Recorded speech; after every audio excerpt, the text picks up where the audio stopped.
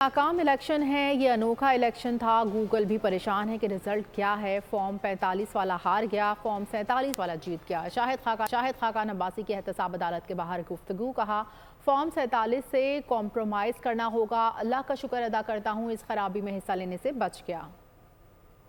जो 47 है वो जीत गया, 45 हार गया।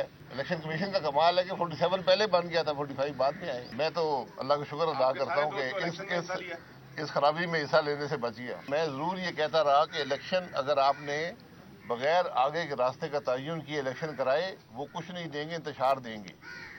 और कम से कम वो बात जो है वो हकीकत साबित हुई है कि आज जो इलेक्शन है वो कोई रिजल्ट नहीं दे पाए और ना ही आगे कुछ मसाइल का हल दे पाएंगे।